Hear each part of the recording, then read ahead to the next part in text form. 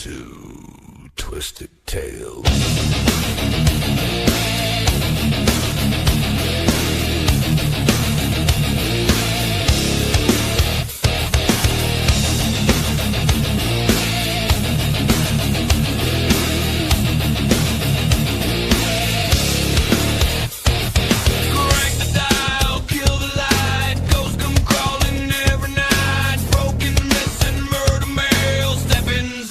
Twisted Tales, Twisted Tales, hell, blood and bones and unknown trails. Twisted Tales, hell, who got teeth and drags their nails. Urban riding, back road sins, dead men talking through the wind. Cursed objects, killer law. Once you hear it, you want more. No fairy dust, no happy end, just how the nightmare really went. Turn it up, don't ask why. Hey, everybody, it's Jeremy. Welcome to another fantastic episode of Twisted Tales on the All Access Network as part of Wicked Wednesdays. This evening, I bring to you a dear, dear friend of mine. He has been a paranormal investigator for a very, very long time, podcast host. You name it, he's done it, lectures at Paracons, and a very, very good friend. He's my brother, Mr. Russ. Come on in. I think he's here somewhere. Oh. Hey, there he is. Yep, remember, I thought I was talking to myself. How we doing, brother? Not too bad, man. Thank you very much, brother. I know we've been trying to do this for a while now, and it's my honor and my pleasure to have you on with me tonight. It's no, the privilege is all mine, my friend. I like you said, we've been trying to nail this down for a while, and I know with my my health issues, haven't been able to, necessarily jump on, but you know what? Right before June, here I am. Absolutely, man. Getting into the hot season, golly knows it's going to get hot around this motherfucker, to be honest with you. I'm already roasting and it's 3 minutes into the podcast. You know what I mean? I'm over here wearing a hat too, and I have my windows wide open, and trust me, it's not cooling down that much. No, you know what? For anybody who doesn't know, Mr. Russ, how about you tell us a little bit about yourself and how you got involved with the paranormal in the first place, man? Well, let's give a shout out here real quick to Jeremy Brunton, Jason. Hey, buddy, Jason, Gene, JC. Hello, everybody. Thank you so much. So I got started out pretty young in this. I grew up in northeastern Ohio. My father was the one that originally got me into this. I was going to cemeteries and things like that, doing gravestone etchings, whatnot through my entire childhood. One night he decided he joined the Ohio Historical Society, which, funny enough, they were going down to the Mansfield Reformatory, or if anybody else knows what that is the Ohio State Reformatory, where Shawshank Redemption was filmed, Air Force One was filmed, Tango and Cash was filmed. Wow. They do a lot of things there. They do Ink at the Clink. They do a lot of stuff there. But the prison had closed down in the early 90s, and he had joined the Historical Society to go down and actually help clean it up. So one day I went down with him and decided to, help clean up around the prison, swept, wiped down cells, things like that. And then the people that were running it was like, oh, if you want to stay overnight, we're doing, just a couple hours of a paranormal investigation. Well, I've never been on one, so I didn't know what to expect or anything like that. So, I had one of my first experiences at Ohio State Reformatory. And so that kind of just hooked me into it. And then growing up through high school and everything, I was referred to as, like my senior newspaper was most likely to catch Casper, So, I mean, I kind of just wrote it from there, and I've kind of turned it into a little bit more. It's become a main hobby for me because no one's getting paid for this or anything like that. So it's kind of one of those, it's a hobby to me. It's an interest to me. That's one of the big things about it. And I just keep going with it and keep visiting more and more historical locations and things like that.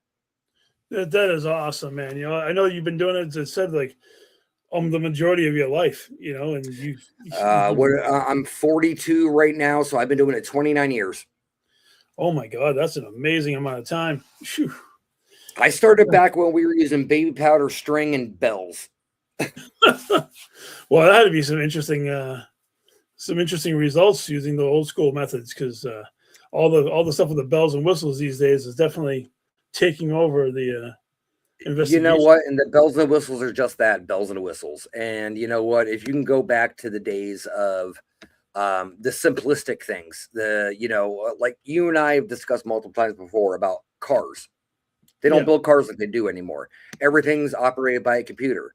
If you can go back to the old school of plug and play, you know, hey, it doesn't work. All right, replace the battery. Done and done. Yeah, absolutely.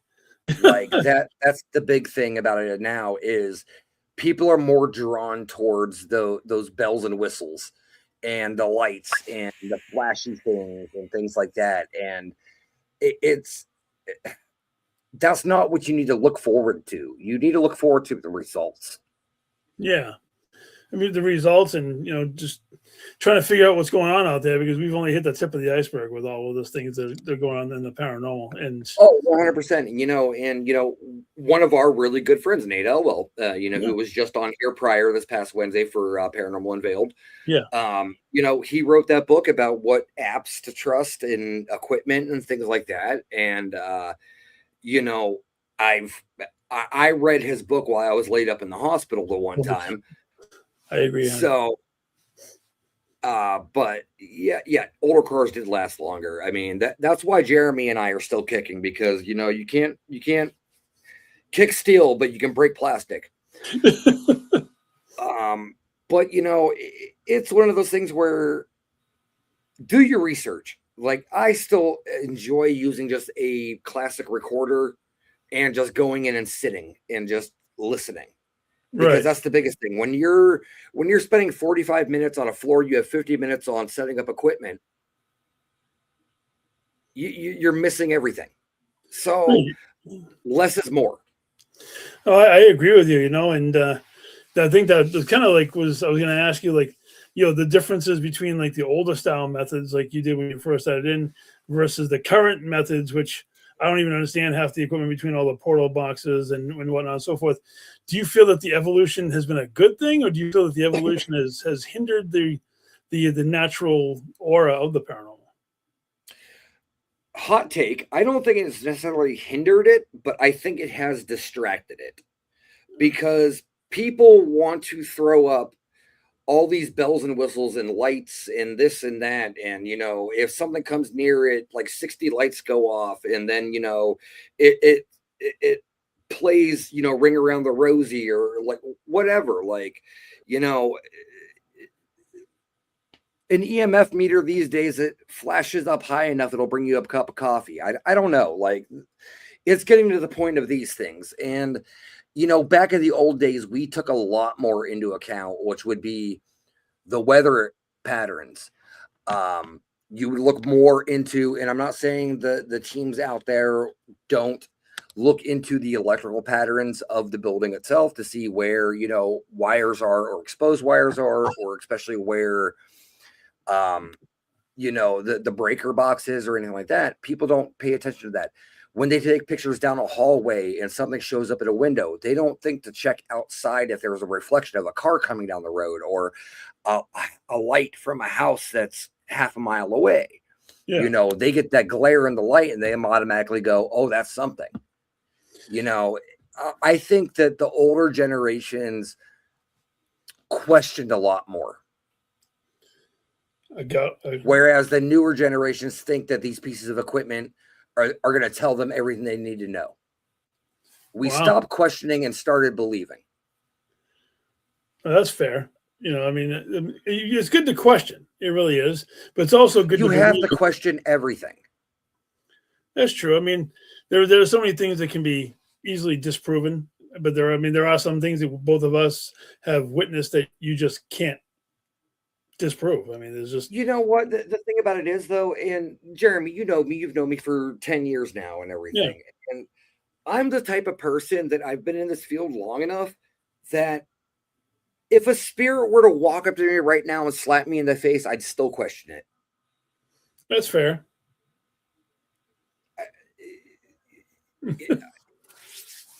I don't know how other way to explain it, but I would still question it because, like, I could have an apparition form right in front of me and have it on video, and I'd still be like, well, what was the weather pattern like? Or was there, like, was I high? Was I drinking that night? That, you know, this some food interact wrong with? I would always look at every other option other than going straight to that's what I saw. Unless I had 3 other people sitting in the room with me and they were like, holy shit. Right. Then I'd be like, okay. But that's the thing. That's, you know, everybody always says, excuse me, that like these solo investigations and things like that, they're great. But they're only great if you have a 360 camera view around you. Because the problem with it is, if you go into an area alone, that's your recollection. That's your story. There's no other backing you up. So you always want to go into locations with 2 people or more, because you have your experience and then you have the validation of somebody beside you. Well, it totally makes sense. You know, it's if you're by yourself, it's pretty much a he said, she said kind of thing. And you know, exactly. And, you know, we go into these locations and a lot of the things we hear are what they call claims. Right. So I can claim to see something, but no one's going to be able to validate that except for me. That is true. I mean, even if you catch something within like an EVP or something like that, you're always trying to play it back to see if there was other voices going on in the background. Too many people jump to it's a ghost. Yeah, I agree, Matt. I do. I agree. 100%, Matt. And hey, Nate. Hey, Morgan. I'm glad you guys came in to see. You know, I think even more so, people jump into it's a demon when it's not a demon. That seems to be another like an even more hot button topic than that. That is true. You know, if it just because a person is a spirit is negative doesn't mean that it's the big D. You know, that's for sure. It's the people that are so quick to say it's the big D can take a big D. I mean, those are, you know, excuse my French for anybody out there that's listening. And if you are listening and under the age, you should be in bed. Do your schoolwork. No, I mean, it's one of those things. It's the jump factor. It's the scare factor. It's the, oh, you shouldn't go there because there's something there. You know what? Perfect example. And I never call anybody out. I never do this at all. Let me get professional here. The demon house in Gary, Indiana, that Zach Baggins bought, that only his team investigated and then tore down immediately after so no one else could investigate it. Even as a seasoned investigator, if I enjoyed this field 4 hours ago from a Craigslist post, I would still know that's something sketchy with that. I agree. You know, you're burying the location before anybody else even could corroborate your story or anything like that, or you know. But then again, you know, it's a demon and it's so evil. I can't let anybody else in there, so I'm going to tear it down for your benefit. My God, yeah, that sounds really sketchy. You know. So the only team to ever, Matt, it was great. I got it. I can't remember. Like you can see, survived. Yep. I love that. It's one of those things where it's kind of like you can't go in and declare a place because you know what? I've been to multiple locations various times of different time of the year, different, you know, everything. Yeah. And you know what? Sometimes I've gone to a location and it's been dead quiet. I could have taken a nap. Yeah. I've gone to location again 3 months later and I couldn't get the voices to stop, things throwing down a hallway, you know, whatever. So You can't go into a location once and be like, oh, it's haunted. And that's that. You have to go in and validate experiences. And the thing about it is you have to use it as a neutral factor. So you can't just be yourself, go in there and go, oh yeah, I've had things happen every time I've walked into this building. No, you need to have other people that are outside factors that are unbiased come in and conduct their own experiments, because the experiments you're doing may not be the same somebody else is doing. Right. You can't determine a factor of a location being haunted if it's only one person that's investigating it. Oh, that totally makes sense. It really, really does. If Sorry, I went up on my soapbox there for a minute. no, that's okay. This is one giant soapbox anyway. There's plenty of room for everybody. You know what I mean? I mean, I know Nate in the chat room. He probably agrees. I mean, he's more on the equipment side of things than he is the other thing, but everything works into a factor. You have to be able to have multiple aspects. I agree. Yep. Entirely. Yep. 100%. Hey, Raven. It's good when you get to have your own personal experiences, but then again, not everybody's going to have the same experience that you do. Yeah, but you know what's great about having a personal experience is having a personal experience that somebody can corroborate and that validify. And so it's not only just your personal experience, it's now you and somebody else that you can back up each other. That is what an experience should be. Oh, I agree with that. That is the truth. So, you talk about locations, and you've been to several locations throughout your thing.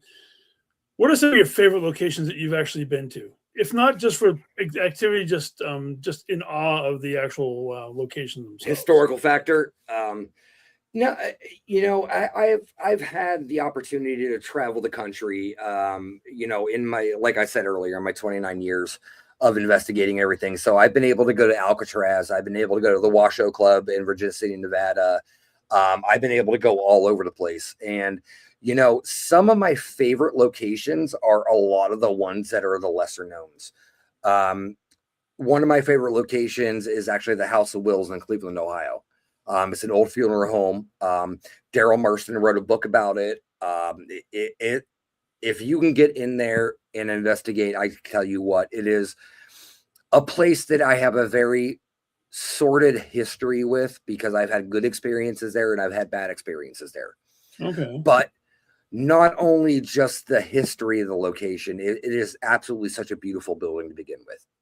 Nice. Another location is Prospect Place in Trinway, Ohio, which is part of the Underground Railroad. Wow. It's an absolutely amazing location. I have some definitely great experiences from this location. It just always hangs out to me. And I'm sorry for any of the outlying states there and everything like that. I'm from Ohio. I gotta say, one of my favorite places is actually Madison Seminary. Adam Kimmel owns it now. But that was when the previous owners owned it, before Adam purchased the property. My paranormal team out of Ohio, we were the official group of that location. So we would go up there every weekend. We'd clean. Would do whatever the property needed, cut the grass, trim the hedges, everything like that. I tell you what, I've had some of the best experiences, and I've never walked into that building and not walked out with something. That's pretty cool, man. And like you said, you've been to a lot of places. I mean, you've been to Alcatraz. That's been on my bucket list. Someday I would love to check that place out. Yeah, I'm telling you. In Alcatraz,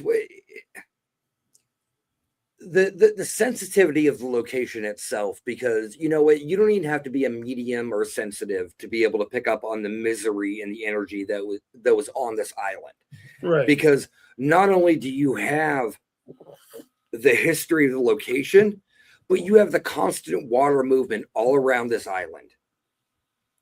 You have these rocks that are made out of limestone and things like that hold those energies. Right. So not only of the stories that are happening in this location, one of the bloodiest prisons in America,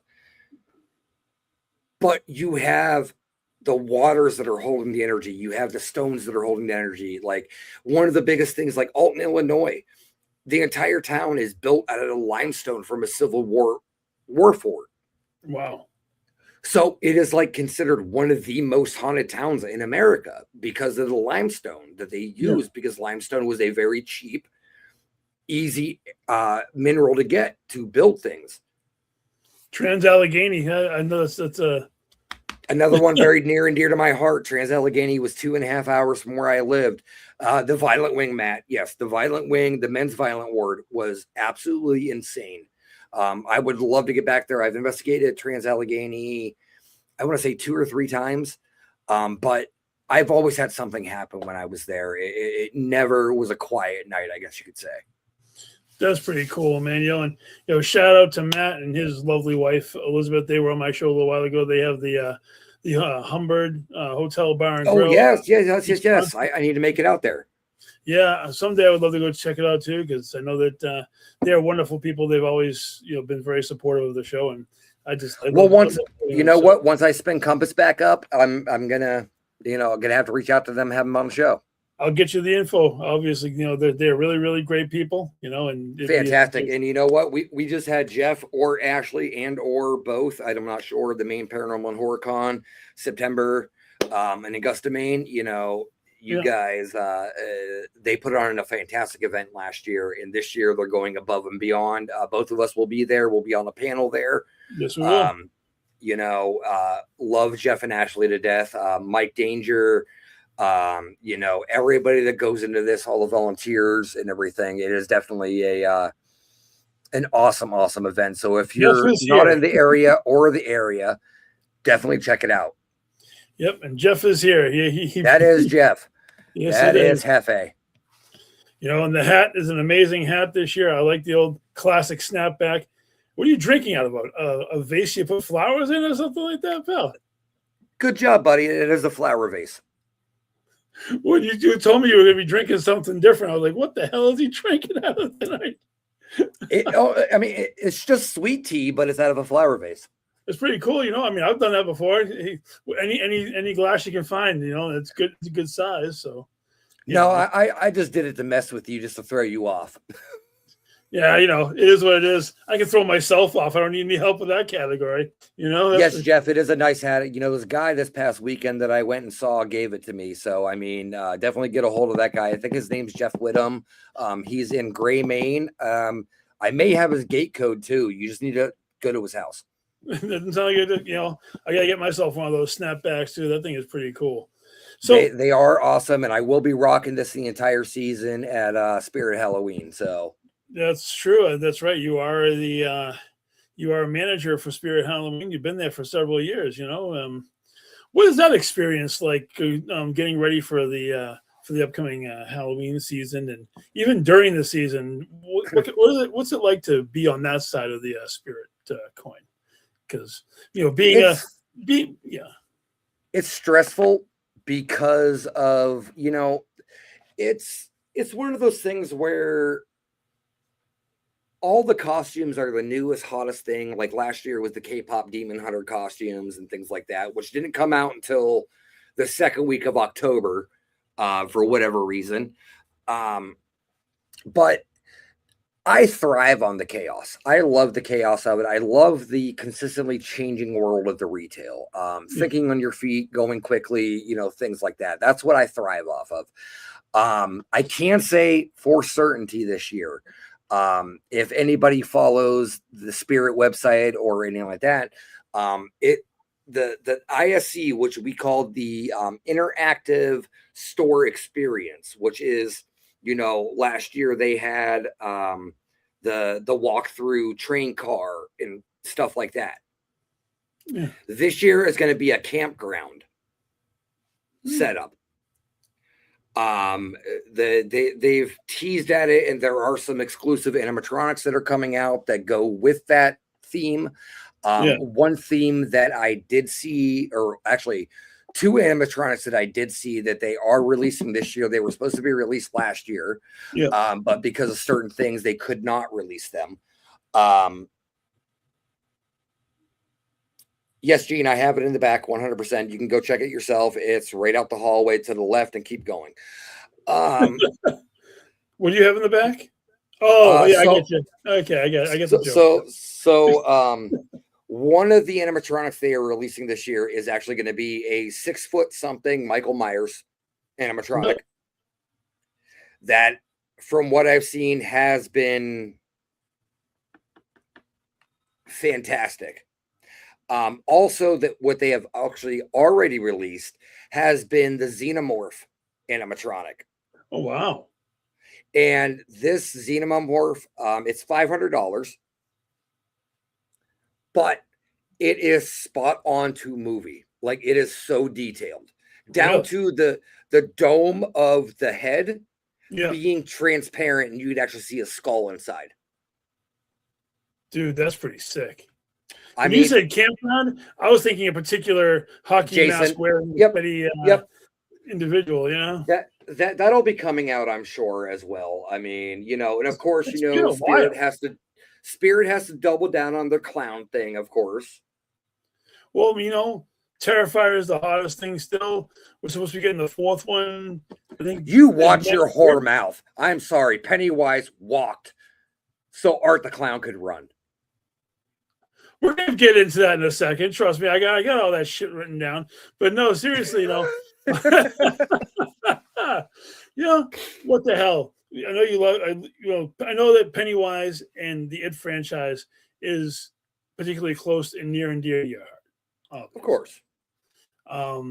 Both the classic with Tim Curry and then the the 2018 release with Scott. I think it was 2018, 2015. 2015. Wow, it's been 20 years for that one too. Yep, that was It Chapter 1, and then It Chapter 2 came out, I believe, in 18 or 19. Okay. And then, of course, you know, you have the prequel recent release of Welcome to Derry. Yeah. Welcome to Derry. So what do you think about Welcome to Derry? I still haven't watched it. That's okay. You know what? It's all right. I still have not watched it. Like, I've had opportunities to, and it's just like you get in that mood and you're just like, nah, I don't want to watch it. I just want to put on something stupid. Well, I mean, just in general, the fact that they're doing a prequel to help explain the origin of Pennywise. Like, I wanted your opinion of what your thoughts were when you heard that they were doing it, and you know. I was excited about it because the way they're doing it is they're doing the prequel series to the fact that Pennywise comes out every 28 years to eat. There was 28 or 23.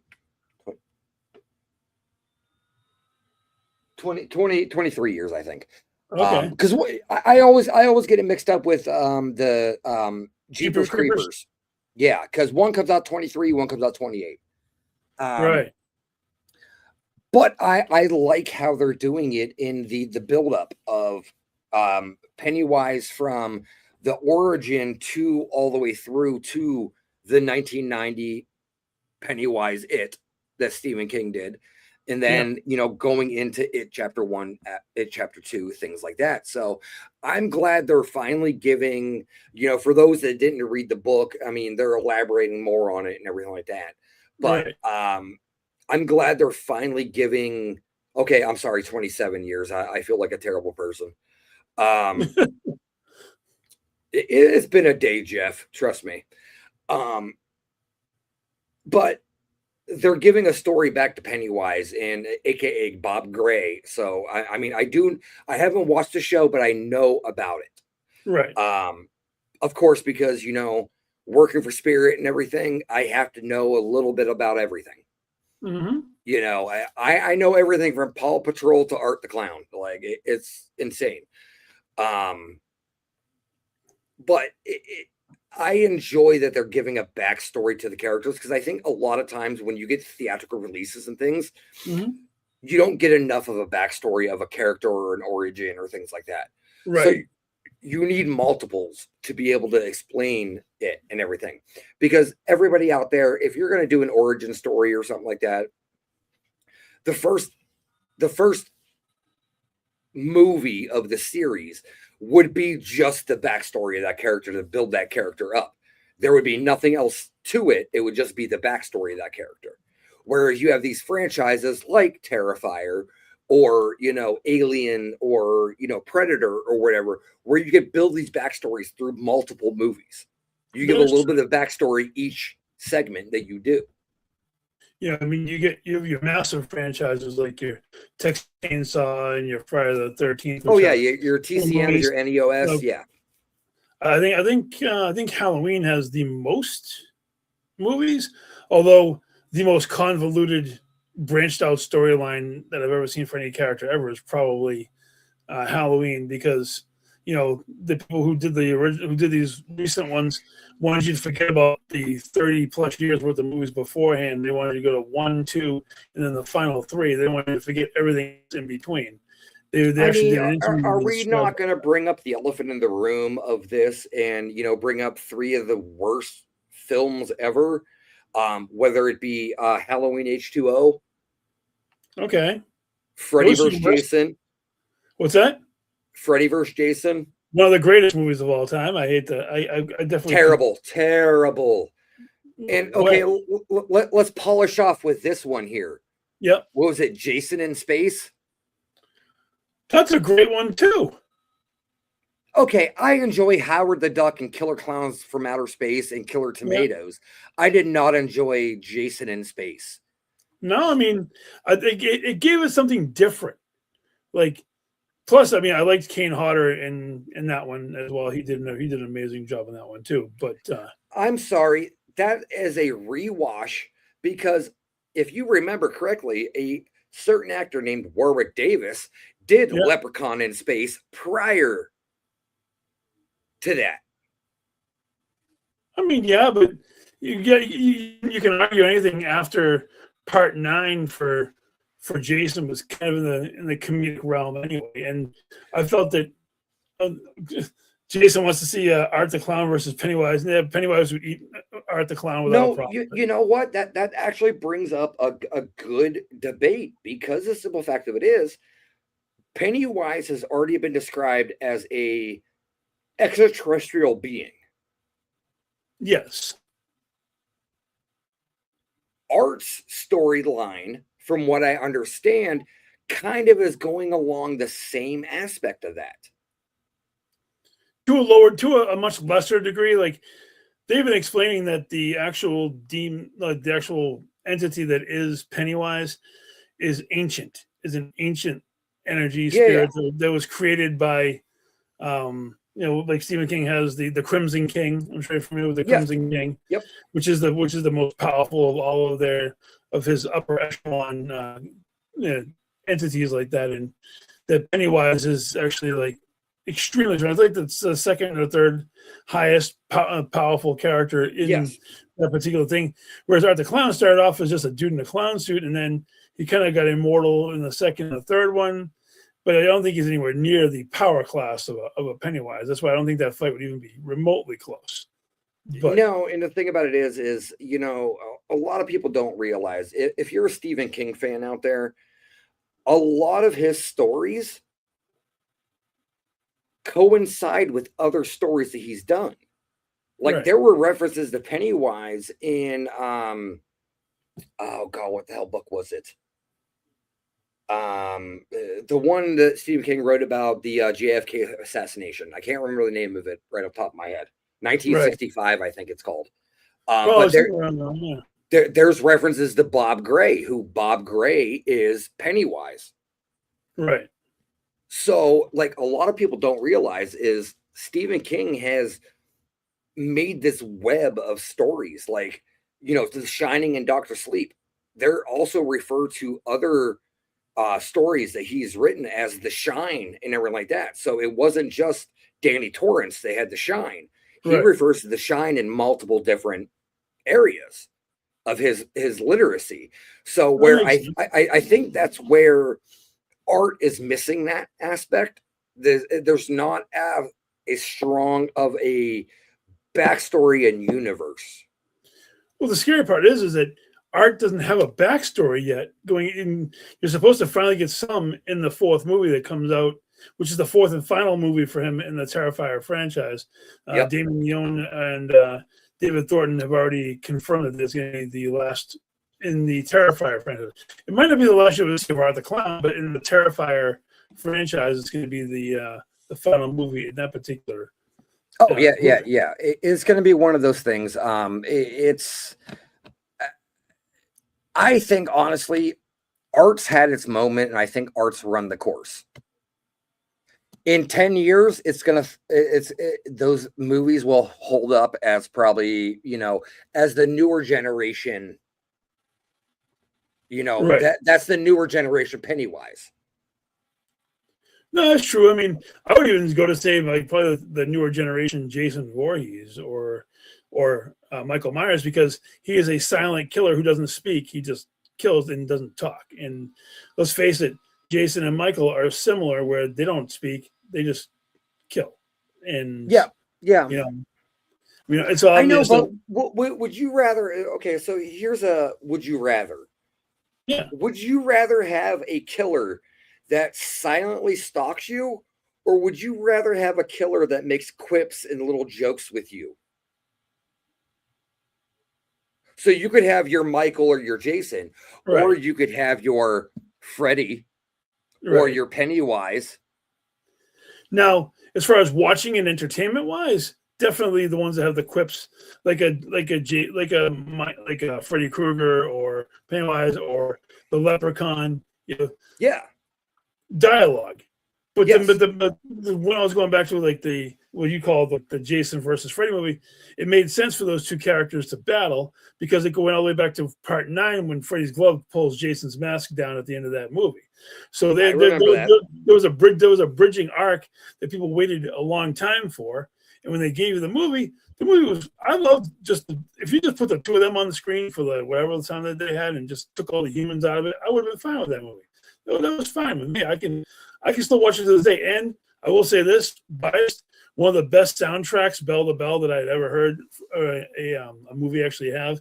I used to have it on CD. I used to love listening to that because it had some real banger tracks on it. So, I mean, I can get that, but I would.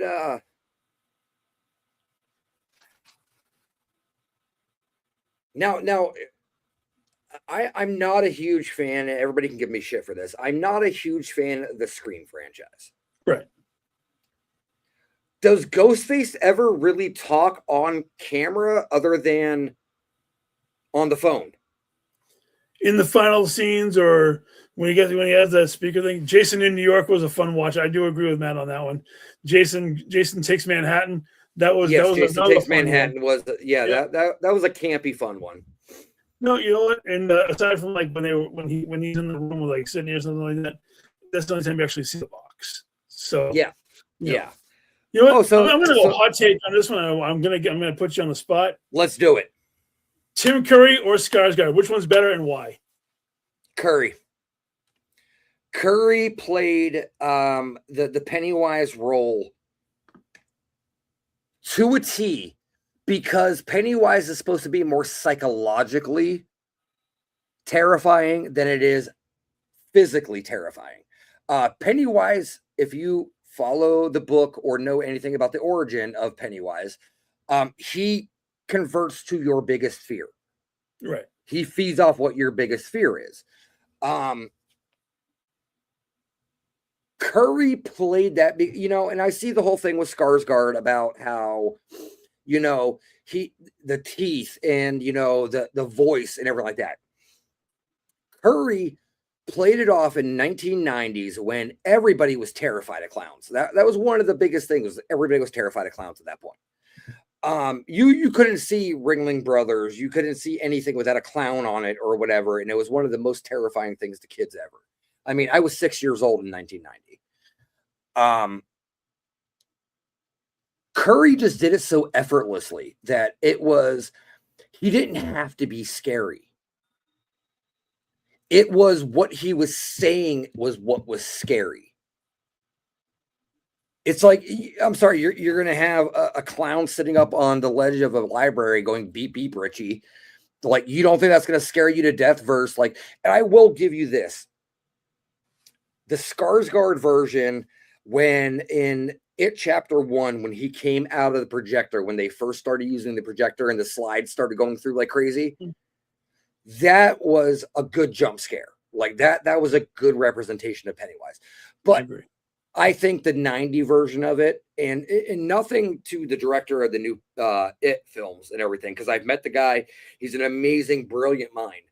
I just think that Curry did it so effortlessly that it was just, he didn't have to be scary. It was just the look of it. It was just the nonchalant, undermining look of a clown, because a clown's not supposed to look like the Skarsgård version.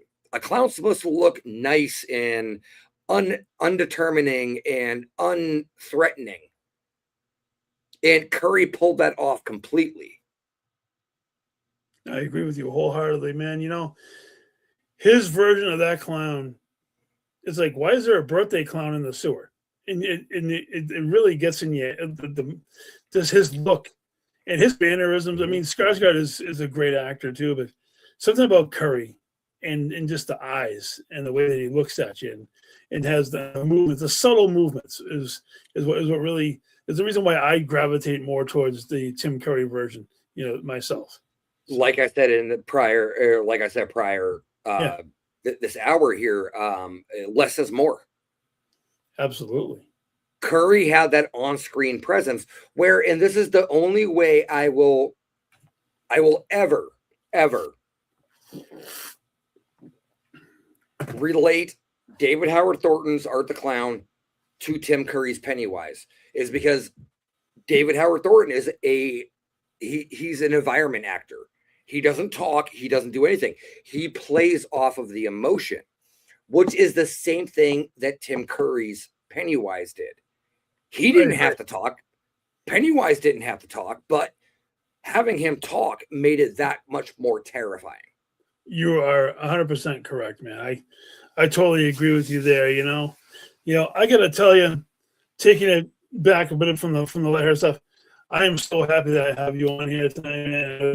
You've been going through a lot. You definitely have, and you know, we talk a lot, and I'm just so happy that you're actually able to be healthy enough and have the energy to be on here with me tonight. You know, and I know you definitely had some things you wanted to talk about that were a little bit on the heavy-handed side. So I wanted to give you this moment to feel free to hit the soapbox if you need to. And I'll say this: I wore the shirt because I love the shirt, but I also wore it as a simple nod to you, Jeremy, because we've had me scheduled to be on your show 3 times now, and finally I'll be able to get there. So now I'm saying I've survived. I'm here. I survived. I'm here. I'm doing your damn show. So, and I can't be more happier about it. You know, I don't necessarily want to say I want to get on a soapbox or anything, but you know, mental health, men's mental health especially, is something that's very important to the both of us. You know, a lot of people don't know that Jeremy and I call each other our therapists.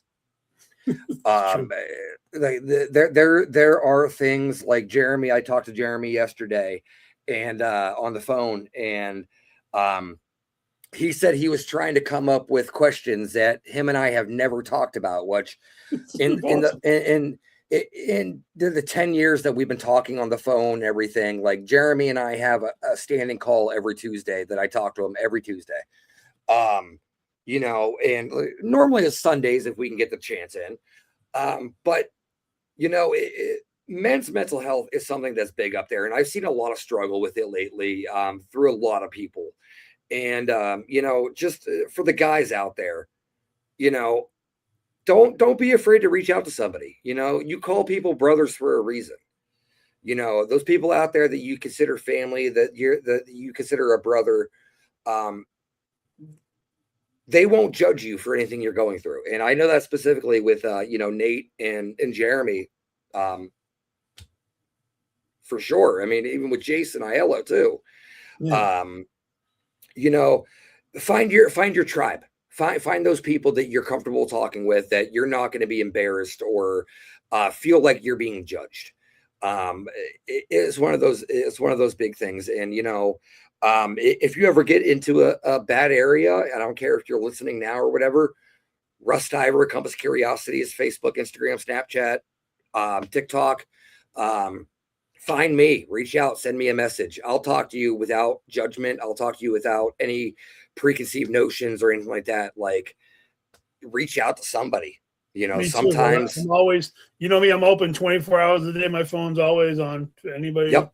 who Yep. needs to get a hold of me, you know? So, and a lot of you kind of know what's going on and everything lately in my life. But I'm not going to go too much into detail. A lot of things happened today. And the one big thing I can take away from today, especially, is for the females out there, don't ever feel like you have to stay in a relationship because you're being pressured to. Don't ever feel like you're unworthy or not enough. And if a man ever raises a hand to you, that's not a man, that's a boy. And I'm sorry to say that. And you know what? And I'll say it out right now. My daughter right now is in an abusive relationship, and she cannot get away from it. And it absolutely kills me because she's of age, and there's nothing I can do unless I want to catch a kidnapping charge. Right. But anybody out there, you know, this is just me on my soapbox or whatever, but if you're ever in that relationship or that kind of relationship, there are ways out of it. There are people out there that can help. You know, if you feel ashamed or scared or anything like that, no, there are people out there that can help with that. And all you need to do is be strong enough and brave enough to make that first move. No, you're right, man. Abusive relationships, whether it's verbal or physical, Emotional, mental, verbal, physical. Yeah. Emotional is almost as bad, if not worse, than the physical, because even though the physical will heal and hopefully dissipate, the emotional and the mental part and the verbal, those bruises don't go away. Are deeper. No, those scars are way deeper. That shit hits deep. You know. Yep. Those bruises don't go away. Those are the ones you think about in the back of your mind. Absolutely. You know, I mean, it's pretty much any kind of abusive relationship. I mean, I've had abusive friendships over the years. Sometimes where people, you know, take advantage of your kind nature, whether it's, you know, only thinking about themselves and not, you know, anybody else. And, you know, me, dude, I'm an extremely selfless person. I always put everybody above and beyond before myself, because that's just I've had to yell at you multiple times about that. Everybody does one way or another, you know what I mean? Hey, you know what? You've done it to me though too. So I mean, you've told me to reel it back in a little bit sometimes. You know, sometimes you can, sometimes you can't. Sometimes you just have to fight through it. But you know, having good friends and good family is always mega important. You know, it definitely is. Like I said, it takes a village, and that support system is going to be by you through your entire time. I agree, man. You know, talk about switching gears really fast. I mean, that definitely hit home, and it's an absolute truth. You know, if anybody's ever having any kind of initiative, well, tape measure, there it is. You know, so. Are we measuring something, Russ? Is there you know, I mean, I don't want to know what the hell you're measuring behind the scenes, or if you're looking for a nice box for somebody somewhere, I don't know, but you know, I already got one started at being built, so cardboard anyway, but you know, that's not the point, you know. Cardboard burns faster. That's great. That is true, you know. Oh my God, here we go. No, you know what? So let's Hi, talk Christy. Thank you for joining. Hey, Christy, how are you? Let's talk about Compass of Curiosities. You know. Oh, okay. The show that's been on hiatus for a couple months now, which is probably going to be on hiatus again, considering I'm going to be starting Spirit. But no, you know what? You know, I don't think this year I'm going to take a time off from it, because I think I'll be able to handle it during the season and everything.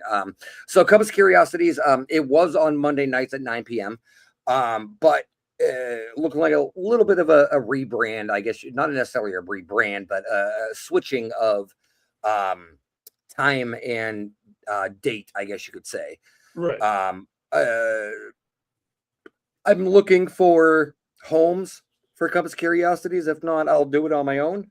Right. Which is not a problem. I've done it before. But you know, the podcast world, I've been in the podcast world beside, you know, my first ever podcast was called Batteries Drained, which I did back in the mid 2000s. And then of course I did a podcast with Jenny Davis called Unturned Pages for a while. It was a highly popular podcast, which is still running to this day. So, you know, if you want to go ahead and jump over there and check out Unturned Pages with Jenny Davis and her co-hosts. But, you know, now I'm doing Compass of Curiosities for the last 2 years, I want to say, with my co-host Ian Murphy, which we kind of bring the balance to each other. He's more of the scientifical, analytical, you know, book smart kind of person, where I am the more of the street knowledge kind of knee-jerk reaction kind of thing. Right. So, and we balance each other out really well, and it's always a good time. No, I agree with you, man. And you know, this I'm going to say, because this is actually very sentimental to me, is you helped inspire me to be able to do what I'm doing now. Okay, because you know, when I saw how you handled, you know, Compass of Curiosities, and you know, we had talked numerous times about, you know, possibly me doing my own show, and you know, I thought, well, maybe I can't do it. And you're like, of course you can do it, man. And you know, from encouragement from yourself, as far as like, you know, I took inspiration from watching all of the episodes of Compass of Curiosities, Unturned Pages, you know, being a guest on both shows at one point, you know, and in both of their inceptions. And, you know, then with the help of Gwen and Nate and other people in the network and doing this, but you were definitely... It wasn't help you needed. You just needed a kick in the ass. I mean, that's always true. I mean, you know, that's what, you know, my wife's very good at kicking my ass because I need it a lot. But, you know, as far as like getting involved in this, you know, you were definitely one of the inspirations that I used and actually be able to pull the trigger. You know, so I really appreciate that. I thank you for the guidance that you've given me so far. You know, and I'm a very humble person. Because I've heard some of the same connotations and the notations from not only you, but also Nate and everything like that. And, you know, Nate, I gotta love him to death, you know, Paranormal Unveiled. He gives a little nod to me every time he has a compass hanging on his wall that, you know, he kind of gives me a little subtle nod. And, you know, you've told me multiple times, and that's not why I do it. I love seeing people that are talented and can bring something to the table that's not there. So that's what I love to push. And I love to see you take that step. I mean, Adam Bonnet, Glider, he messaged me multiple times about trying to start a podcast and everything like that. And I told him multiple times, like, if you have any questions, reach out to me. My friends out in Virginia City, Nevada, who run the Washoe Club, Kimmy and Stephanie, I was helping them set up a live podcast from the Washoe Club itself, and we're still working on that. So hopefully that gets up off the ground here soon. You know, and the big thing about it is it's, you could have one of the most successful shows on the internet, on Spotify, iTunes, whatever it may be.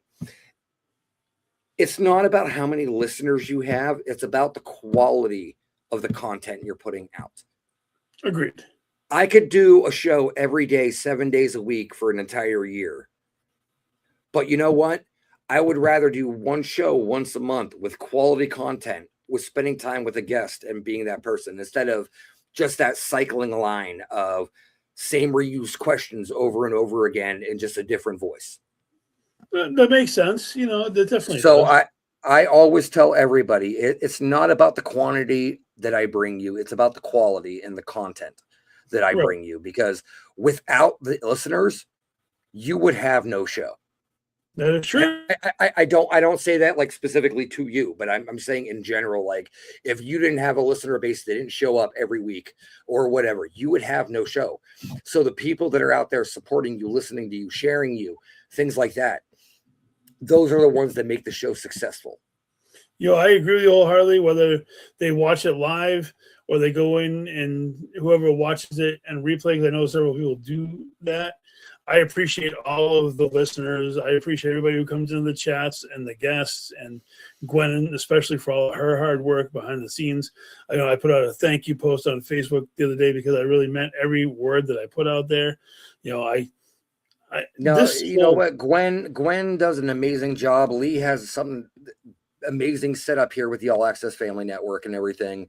Yeah. And the hosts that they have on there, you know, is a gambit of refreshing and good quality content. And what they've built over there, Gwen busts her ass like every day. I see it every day. And, you know, Gwen doesn't realize that she is one of the unspoken heroes of this network, and she doesn't get her flowers as often as she should.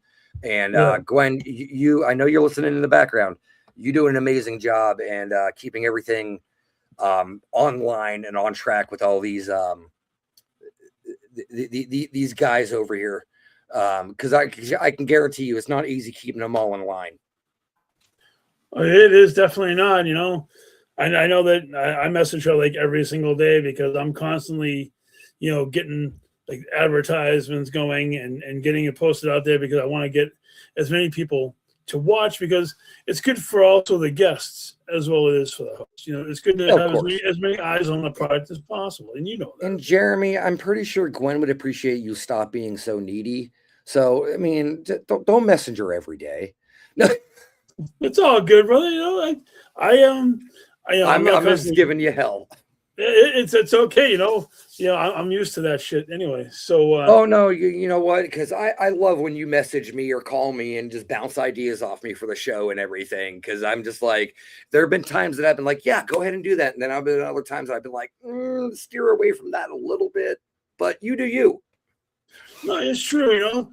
And I mean, I get a million ideas going on in my head all at one time, and sometimes they come down on paper, and sometimes they fly away. It all depends on the moment. That's for damn sure, you know. And you know what? Sometimes you just need a sounding board. That's the biggest thing. And it's true. And I mean, you and I have been the biggest sounding boards for each other for quite a long time, you know. Hell, Very long time. We met in person at the Orleans waterfront. Jesus, 28. I think it was 2018. 2018, so that would have been 8 years ago. National Ghost Hunting Day. Yeah, that worked out well. Hey, you know what? It worked out. It worked out very well because without that event, we never would have. Well, maybe eventually we would have met in person, but that was definitely the starting off point. Okay, so Middleborough Paracon was after Orleans. That was after Orleans. That was like the month after Orleans. Yeah. All right. And the Orleans was when I met you for the first time. Matt Warner, a bunch of other people. You know, that place was very interesting. Some of the experiences that was active. That place was active. You know, the Echovox session we had in the basement. That was crazy. Yeah, that we were able to verify actual history from the location and everything. That was pretty intense. And then there was the what was it? The Revolutionary War Cemetery we went to in Connecticut, where Nicole's friggin' pendulum snapped in half. And your Oculus flew off the top of the tombstone while we were out in broad daylight. Oh my God, that was some pretty crazy stuff too. Yeah, we also can't forget the art factory that we were at with Jessica. Oh my, that same day, yes. When I decided I wanted to try to go for a swim. You know, that's a very interesting point because the channeling that I know you and I both suffer from that particular ability. I can't say suffer, but sometimes it is depending on the energy that you get. Correct. You know, sometimes it takes a little too much of your energy out of you when you're trying to do what you think is the right thing. And sometimes, I mean, I know you've definitely been through some pretty crazy channeling sessions yourself. That's for sure. You know? Of course. The one you told me about where you actually try to choke out your was it Nicole you tried to choke out in that particular thing? Okay. Yep. And then that was crazy. Yeah, trying to take a dive in the water down in Connecticut. That was interesting. No doubt.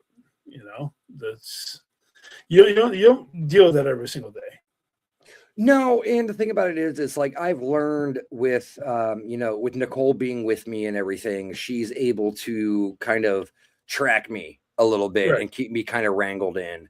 And that's the big thing when you're going through the channeling process or whatever it may be.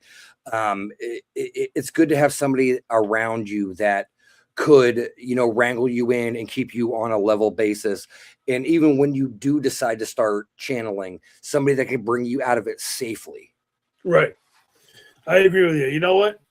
Yep. And that's God, right. Gwen is right. She's the tether. Yeah, absolutely. And you need that, especially for people who throw around as much energy as we do. I cannot believe this hour has gone by so crazily, man. It has flown by. I know that I'm definitely going to bring you in for part 2 because this is definitely bring it on. More conversation we got going on for sure. So I'm going to end it with my favorite thing that I love to do on this show, which is I'm going to hit you with the Mount Rushmore of horror characters. And Mr. Russ, fire away.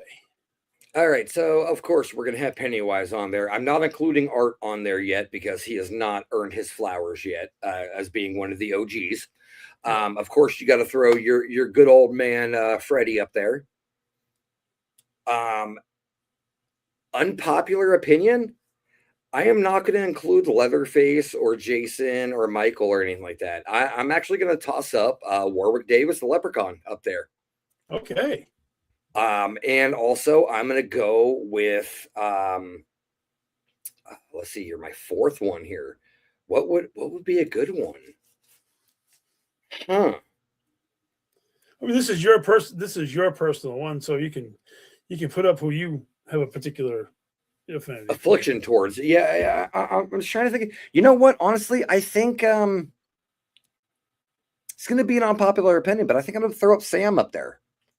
I had a feeling because I know that he's definitely a popular character within your household too.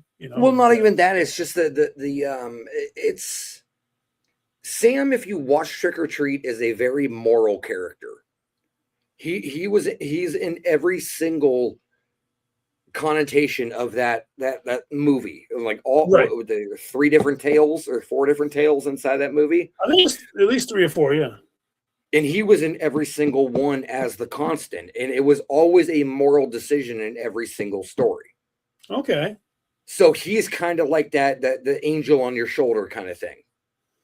That makes sense, My God, I like that. So you got Pennywise number 1, obviously, and then Freddy, and then the Leprechaun, and then Sam from Trick or Treat, right?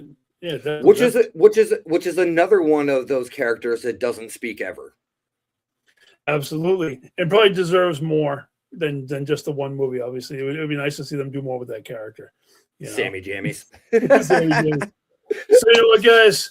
As much as I would love to continue talking, I think it's time that we wrap things up this evening. And for Russ and myself, I really appreciate everybody who came on this evening. Thank you, everyone, for tuning in to Twisted Tales. And I'm looking forward to seeing you all next week as part of the All Access Network and on Wicked Wednesdays. Gwen, take us home. Thank you, guys.